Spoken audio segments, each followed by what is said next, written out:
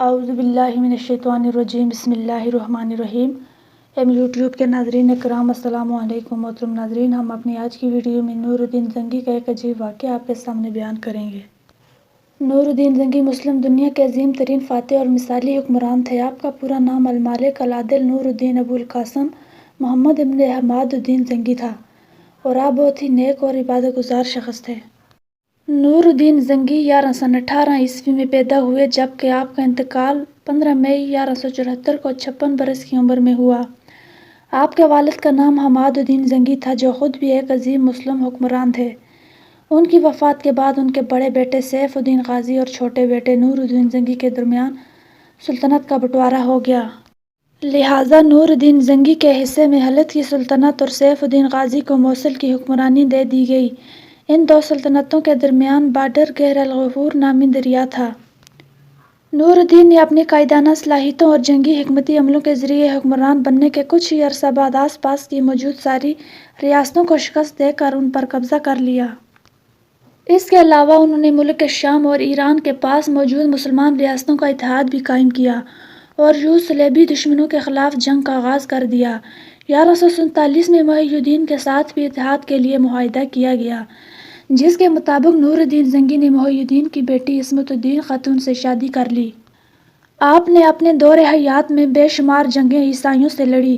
نور الدین زنگی کی زندگی کی سب سے بڑی خواہش بیت المقدس کو فتح کرنا تھا، یہاں تک کہ آپ نے ایک الگ سے ممبر بنا کر اپنے پاس رکھا ہوا تھا کہ جب آپ بیت المقدس کو فتح کریں گے تو اس ممبر کو مسجد اقصیٰ میں اپنے ہاتھوں سے خود نصب کریں گے۔ مگر آپ کے دور حیات میں ایسا نہ ہو سکا، لیکن آپ کی وفات کے بعد آپ کے سپہ سالار سلطان صلاح الدین ایوبی نے اسے فتح کیا اور آپ کا وہ ممبر اس نے اپنے ہاتھوں سے مسجد اقصیٰ میں نصب کیا۔ ابن اسیر کہتے ہیں کہ خلفائے راشدین اور حضرت عمر بن عبدالعزیز کے بعد نور الدین زنگی سے بہتر صحت مند اور عادل حکمران نہیں دیکھا۔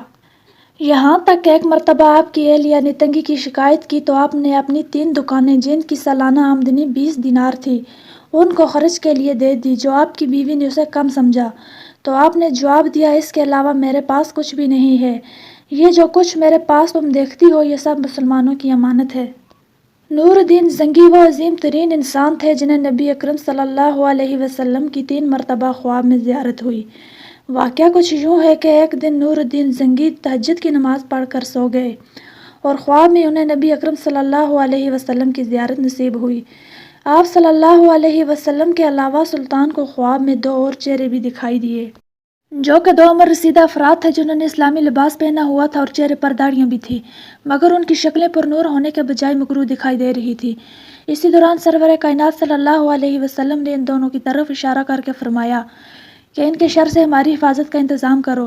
یہی خواب نبی کریم صلی اللہ علیہ وسلم کی ہدایت پر ختم ہو گیا اور سلطان کی اچانک آنکھ کھل گئی، لہٰذا انہوں نے وضو کر کے 2 رکعت نماز نوافل ادا کیے۔ وہ نماز ادا کر کے دوبارہ سونے کے لیے بستر پر چلے گئے اور جیسے ہی ان پر دوبارہ نیند کا غلبہ ہوا تو انہیں پھر سے وہی خواب دکھائی دیا۔ اسی طرح حضور اکرم صلی اللہ علیہ وسلم کی زیارت نصیب ہوئی اور 2 مکروہ چہرے دوبارہ دکھائی دیے، جن کے بارے میں حضور اکرم نے ارشاد فرمایا کہ ان کے شر سے ہماری حفاظت کا انتظام کرو۔